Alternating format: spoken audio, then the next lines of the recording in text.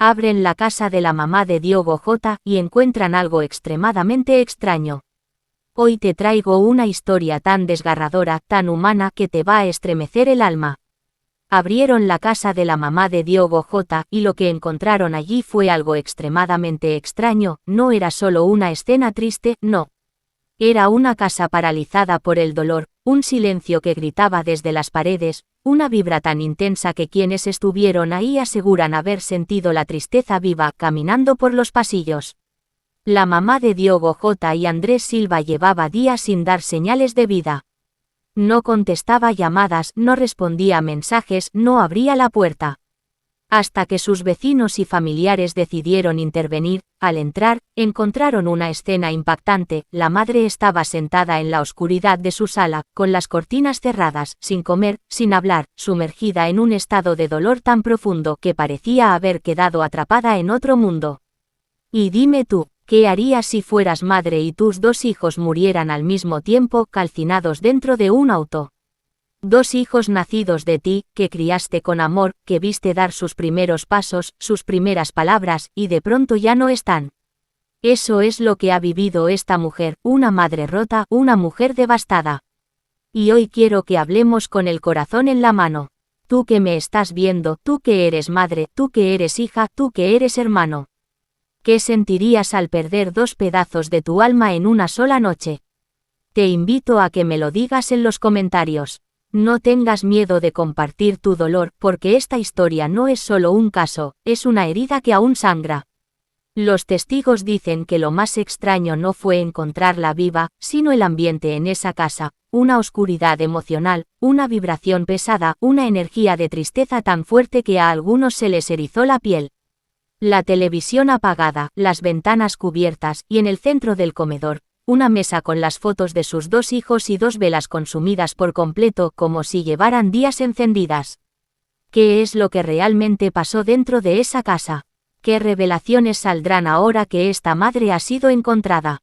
¿Podrá volver a hablar algún día? ¿O ha quedado perdida para siempre en su propio luto? No te vayas porque esta historia apenas comienza y lo que viene es aún más impactante. Durante días, la vecindad se preguntaba qué había pasado. Nadie vio salir a Isabel Silva, la madre de Diogo Jota y de su hermano Andrés Silva, desde que ocurrió el fatal accidente en la autopista A52 en Zamora, España, la madrugada del 3 de julio. En ese siniestro, Diogo Jota, futbolista estrella del Liverpool de 28 años, y Andrés Silva, mediapunta de 25 años, fallecieron al quedar calcinados dentro del Lamborghini que se incendió tras un reventón de neumático. Isabel siempre fue una mujer fuerte y amable, orgullosa de sus hijos. Antes solía abrir la ventana al amanecer, regar las plantas en el jardín y saludar con voz tenue. Pero desde la tragedia, el silencio se tragó su vida. Los buzones se llenaron, el jardín se secó, pero no se escuchaba ni un paso por los pasillos. Los carteles prefabricados en la puerta, ¿se encuentra bien, señora Silva?, eran ignorados. Sus otros hijos, no deportistas, no famosos, llamaban sin descanso. Isabel, abre, pero no había respuesta. Fue entonces que la familia, preocupada, pidió la ayuda de un cerrajero y los bomberos. La cerradura fue forzada y la puerta abierta con cautela. Esa mañana, la casa los recibió con un frío inhumano, un aire denso que se le pegó a la garganta a quienes ingresaron. Entrar fue como desenterrar una tumba. Lo primero que se vio fue la sala principal, muebles cubiertos de polvo, cortinas cerradas desde dentro, aire enrarecido. En el centro, un altar improvisado, una foto de Diogo y otra de André, una lámpara apagada y una vela casi consumida. Aquí no vino nadie, dijo la vecina que acompañó a la familia. Nadie entraba ni salía, esto está intacto. Los familiares subieron las escaleras como si caminaran sobre cristales. Cuando llegaron al dormitorio de Isabel, lo encontraron todo en penumbras. Solo había un rayo de luz que penetraba por una rendija en la puerta. La abrieron lentamente. Ahí estaba ella, sentada en el sillón, envuelta en una manta gris, el rostro pálido y las manos en el regazo. Sus ojos estaban abiertos pero vacíos. Murmuraba nombres en voz baja: Dinis, Duarte, Mafalda, los nombres de sus 3 nietos, hijos de Diogo y su esposa Rute Cardoso, quien tuvo que ser hospitalizada tras el funeral. Mamá, dijo una hermana menor con voz quebrada. ¿Estás bien? Isabel no la miró, no respondió, solo respiraba con dificultad, como si cada inhalación le pesara más que la anterior. Pareció no darse cuenta de la presencia de nadie. A lo lejos, el sonido de motores detenidos al exterior era la única señal de vida. Algo extremadamente extraño ocurrió cuando intentaron encender la luz, no se encendió. El interruptor no respondió, no había electricidad en esa habitación. Estaba como quemada por dentro. Ninguna corriente, ningún movimiento eléctrico. Como si el dolor hubiese apagado todo. Esto también está roto, susurró un familiar al comprobar que no se encendía el pasillo. Es como si Isabel hubiera rechazado la vida que hay afuera. La tensión subió, llamaron a un electricista que confirmó que el sistema estaba intacto en el resto de la casa, pero en esa habitación no. El cortocircuito no existía, de alguna forma, la corriente no llegaba. Una falla inexplicable, pero algo que todos interpretaron como un símbolo: allí donde el dolor era más intenso, la luz no entraba. Cuando Isabel bajó las escaleras por sí misma, un murmullo recorrió la casa. No dijeron nada, nadie la detuvo, solo la siguieron con la mirada, horrorizados por su fragilidad. Al pasar por la sala, se detuvo frente a las fotos y dejó caer la manta. Caminó hasta el centro de la estancia, se inclinó frente a las imágenes y murmuró: no me dejan un lugar tranquilo en el cielo.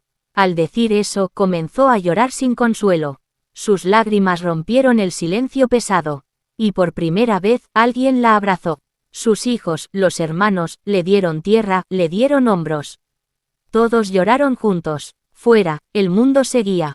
En Portugal, Lisboa, Londres, los diarios ya publicaban su dolor: madre vivía recluida, desaparecida, alarmante.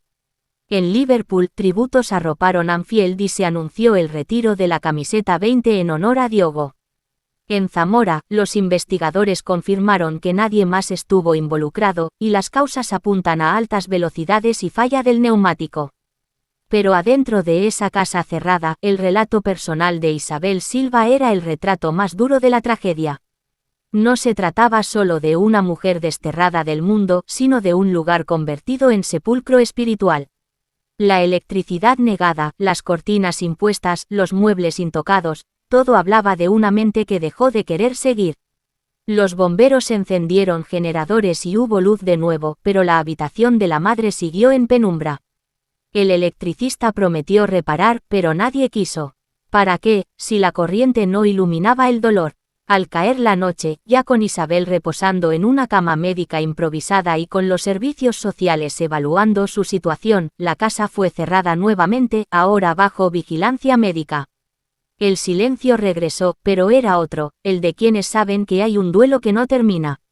Un silencio de luto. Tras el hallazgo en la casa de Isabel Silva, madre de Diogo J. y Andrés Silva, la familia se encontró con el corazón de una tragedia aún más profunda, el duelo absoluto de una mujer que literalmente se apagó desde el interior. Desde el accidente mortal ocurrido el 3 de julio en Zamora, España, donde el Lamborghini que ocupaban ambos hermanos se incendió tras un reventón de neumático, causando su muerte inmediata, Term 0 Search 23, Isabel no volvió a salir de esa casa. Los servicios sociales, vecinos y amigos la buscaron sin éxito por días. Nadie entendía cómo una madre seguía viva cuando sus 2 hijos ya no estaban. Hasta que, finalmente, accedieron al interior de su hogar. Lo que encontraron no fue un escenario de violencia o abandono. Fue un santuario de luto cerrado al mundo. La casa entera estaba a oscuras. Las cortinas intactas, las luces apagadas intencionalmente, los muebles cubiertos de polvo. Nadie había encendido el aire acondicionado o la calefacción. Los días habían pasado sin una sola comida caliente, sin un vaso de agua. En ese silencio impenetrable, la presencia de Isabel no resonaba, estaba como atrapada, como si ya no respirara del todo. Su hija menor, tras el acceso oportuno, la encontró sentada en la cocina, una silla inclinada, una manta gris cubriéndola y una taza de café derramada en el suelo. Las paredes, decoradas con retratos de Diogo y André en sus mejores momentos familiares, parecían mirarla como culpables. Isabel tenía los ojos clavados en una de las fotografías, las manos rígidas en el regazo, sin pestañear ni un instante. Los médicos que luego intervinieron hablaron de un cuadro de shock emocional profundo, acompañado de deshidratación severa y señales de abandono. Estaba siendo consumida por el duelo, sin darse cuenta. El personal de urgencias la llevó a un centro médico, donde recibió atención para estabilizarla, aunque se negaba a hablar o a aceptar ayuda. Solo reaccionaba cuando su nombre era pronunciado a media voz. Cualquier intento de afecto le causaba sobresalto. En paralelo, mientras los funerales se llevaban a cabo en Gondomar y la familia lloraba públicamente ante miles de personas, Tercero Search 1 Tercero Search 4, la tragedia doméstica de Isabel se mantenía al margen, invisible para el mundo entero. En la misa conjunta por los hermanos, mientras su ataúd se bajaba al suelo, ella colapsó junto al féretro, gritando el nombre de sus hijos y negándose a abandonarlos. Bring my boys back, repetía sin consuelo Tercero Search 2. Esa imagen estremeció a quienes presenciaron el entierro. Al padre Manuel Linda lo conmovieron tanto sus palabras que pausó la ceremonia. Su susurro final a Diogo en el ataúd: meu menino, levaste o meu corazao, mas deixásteme a túa forza. Mi niño, te llevaste mi corazón, pero me dejaste tu fuerza, se convirtió en símbolo de una madre que no renuncia a su papel de madre, pese al vacío. Tercero Search 0. La casa, lejos de ser un refugio, se había convertido en un mausoleo silencioso. La familia decidió entonces implementar cuidados médicos temporales, organizar visitas y planificar una terapia ambiental, ventanas abiertas, habitaciones ventiladas, música suave, objetos personales accesibles.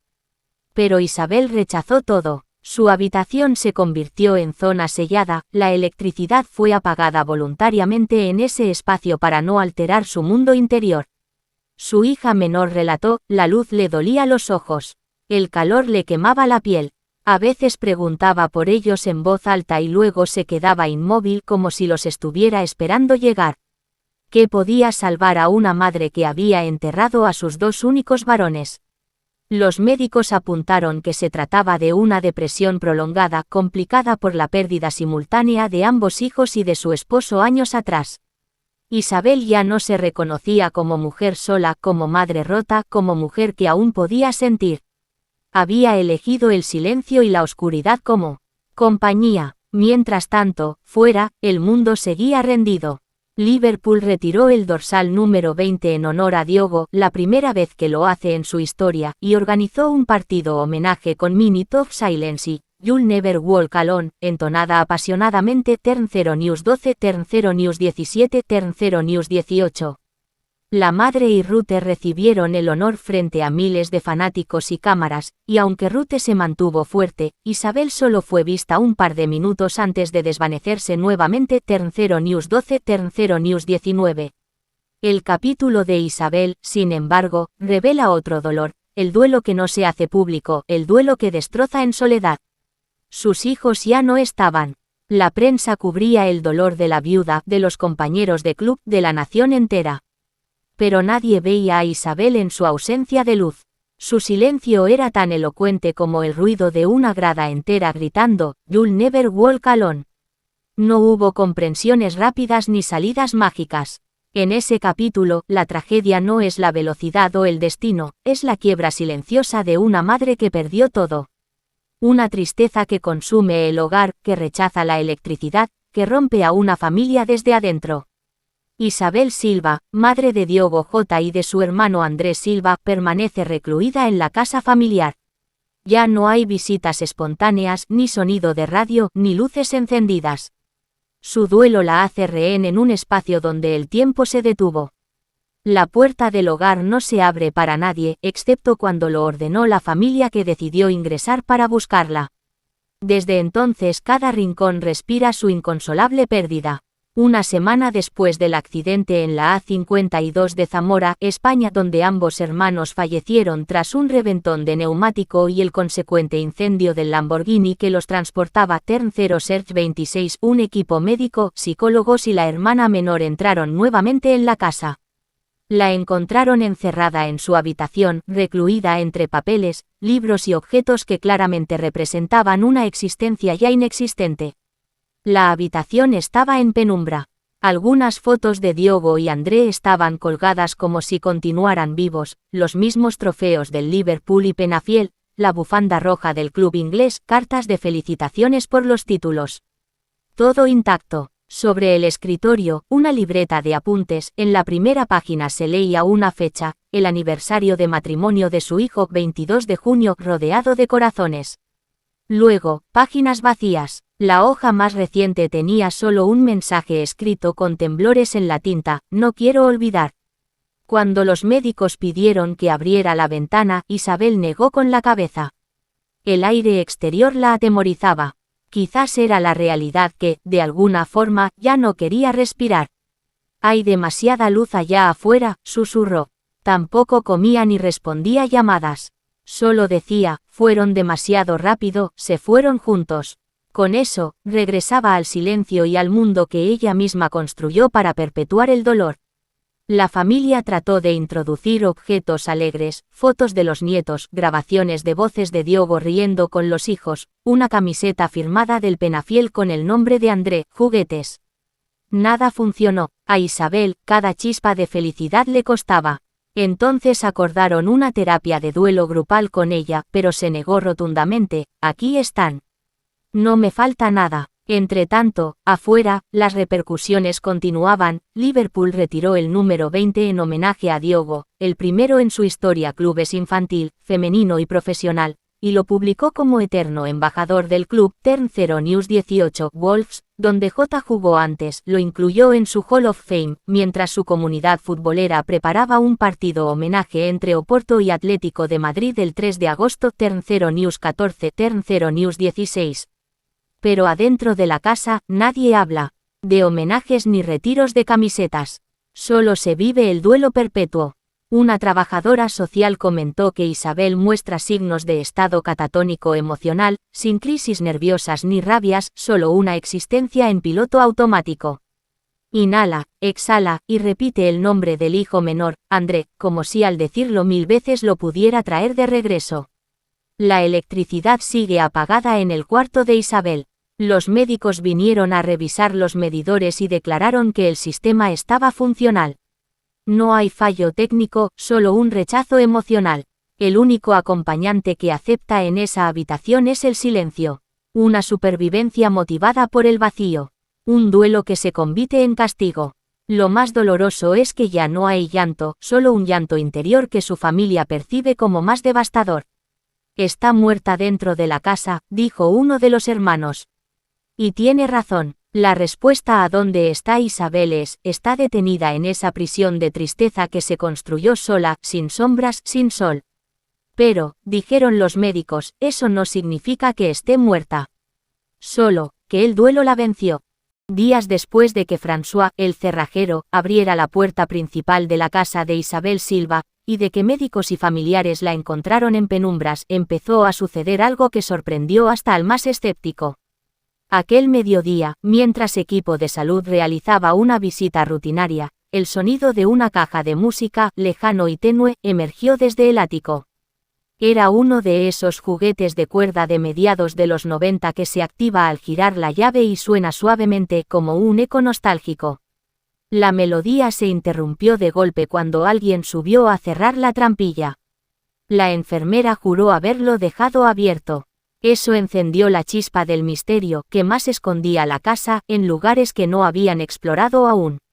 Mientras tanto, en el sótano, el tío Manuel, el hermano mayor de Isabel, encontró un maletín metálico con cerradura antigua. Estaba escondido tras un panel en una pared vieja. Cuando lo abrieron, hallaron cartas de banco a nombre de Diogo, con grandes cantidades depositadas en cuentas portuguesas y españolas, fechadas entre 2023 y 2024. Junto a estas, papeles de una propiedad rural en Gondomar que ninguno recordaba, una pequeña granja donde Diogo pasaba veranos en silencio, lejos del fútbol. Todos se preguntaron, sus hijos querían secretamente retirarse, desconectarse de las redes de la fama. O estaban investigando algo sin decírselo a su madre para evitar angustiarla. En ese mismo sótano también apareció una fotografía antigua, mostraba a Isabel joven, con un abrigo oscuro, al lado de un hombre no identificado, sosteniendo un bebé. Ese bebé no era Diogo ni André. Tenía el rostro cubierto por un velo de humo en la foto. Al darle zoom, se vio una inscripción manuscrita al pie: mi primer miedo. No lo dejé. Esa imagen desató conversaciones entre los familiares. Habría otro hermano mayor. Un hermano que nunca llegó a casa o que la familia nunca reveló. Nadie supo explicarlo. Algunos intuían que Isabel siempre guardó un secreto que prefería no recordar. En el salón, donde la vela inicial seguía consumiéndose sobre las fotos de Diogo y André, los técnicos descubrieron un micrófono diminuto, similar a los usados en grabadoras o cámaras pequeñas. Estaba conectado a una batería vieja, dentro de una caja de amplificación casera. El aparato guardaba una grabación inconexa, la voz de Isabel murmurando, casi como una canción triste, el nombre, Pedro, repetido varias veces, y luego el nombre, Mafalda.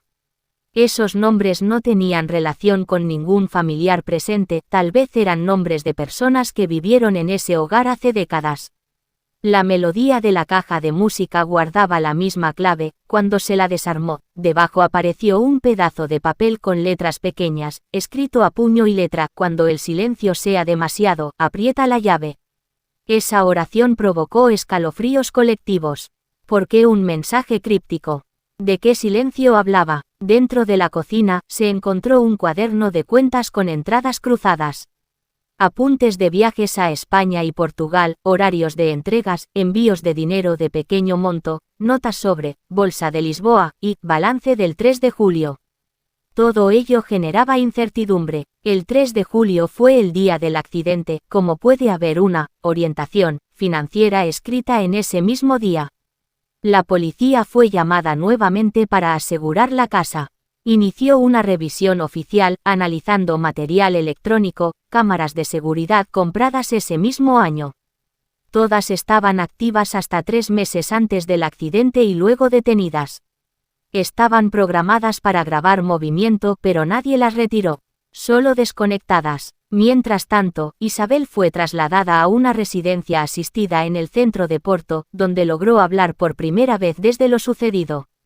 Lo hizo con la voz casi quebrada. No, era lo que vieron ellos, yo solo sentía que alguien estaba controlando. Que mi casa ya no era mía, y ellos querían dejar de ser los que eran. Esa declaración fue recibida en silencio. Nadie sabía si hablaba de dolor, de paranoia o de otra cosa desconocida. Pero quedó la semilla de una interpretación: alguien entró a su casa, entró a su vida y alteró el orden. Que no era su hijo quien manipulaba el maletín, ni quien apagaba las luces. Que todo aquello comenzó después del accidente como herencia residual de una mente quebrada. Y así, lo que comenzó como una búsqueda por una madre perdida, se convirtió en un hallazgo inesperado, un sistema de vigilancia doméstica, secretos financieros y un pasado que Isabel no podía o no quería contar mientras sus hijos vivían. Todo quedó detenido en esa casa antigua, donde la tragedia encendió el motor de lo desconocido. Los días pasaban y el eco de lo ocurrido en la autopista seguía retumbando en la memoria colectiva. El caso de Diogo J. y Andrés Silva, los dos hermanos hallados calcinados en un automóvil en España, ya no era solo una tragedia más. Era un grito desgarrador que dejó una estela de preguntas sin respuesta. Las redes sociales servían de teorías, las autoridades seguían investigando, y las familias intentaban recomponer los pedazos rotos de sus corazones. La reconstrucción de los últimos días de ambos reveló que Andrés, el hermano menor, había mostrado comportamientos extraños. Vecinos aseguraban que lo vieron salir de madrugada con una mochila pesada. Otros afirmaban haber escuchado gritos la noche antes del accidente. Nada de eso era concluyente, pero aportaba más tensión a una historia ya de por sí escalofriante. Una semana después de la tragedia, los investigadores accedieron a la laptop personal de Andrés, la cual fue recuperada de su apartamento en un operativo discreto. Entre los archivos se encontraron cartas no enviadas, audios personales y documentos con frases incompletas. Una de ellas decía: Lo que vamos a hacer no tiene regreso, pero al menos dejará claro que no fuimos invisibles. Era una despedida, una confesión, una declaración de intenciones. Nadie lo sabía con certeza, pero los expertos en criminología no descartaban que, detrás del accidente, pudiera esconderse una decisión pactada, una especie de pacto trágico entre hermanos, impulsado por razones aún desconocidas para el mundo exterior. En medio de ese clima, la madre de ambos decidió hablar con la prensa por primera vez. Lo hizo con voz quebrada, pero con una dignidad conmovedora. Mis hijos eran buenos, algo les pasó, no eran así, yo los crié con amor. Que nadie los juzgue sin conocer su verdad, dijo mirando directamente a la cámara. A pesar del dolor, sus palabras conmovieron a muchos. La gente en redes sociales comenzó a exigir respeto, empatía y profundidad para hablar del caso. Ya no se trataba solo de morbo o titulares sensacionalistas, sino de buscar la verdad con humanidad. Una vigilia se organizó frente a la autopista donde ocurrió la tragedia. Decenas de personas encendieron velas, llevaron flores, y algunos leyeron fragmentos de textos que Diogo J. había publicado años atrás en sus redes sociales. Quiero que cuando me vaya, no quede solo el recuerdo de un cuerpo, sino la fuerza de lo que quise decir. Y así, entre la oscuridad de una noche que olía a tristeza, se levantó una voz colectiva que pedía justicia, sí, pero también comprensión. Porque a veces las heridas más profundas no se ven a simple vista. Gracias por acompañarnos en esta historia tan fuerte, tan humana, tan real. Si este vídeo te conmovió, te invito a suscribirte a mi canal. Este contenido lo hacemos con respeto y con el compromiso de contar historias que merecen ser escuchadas. Activa la campanita y, si ya estás suscrito, revísala y actívala otra vez, así no te pierdes ninguno de nuestros nuevos contenidos. Dale like si valoras este trabajo, y por favor, comenta con respeto y educación, pensando siempre en las personas reales detrás de estos hechos. Este canal se llama Secretos de Historia y aquí las historias no se olvidan, se honran.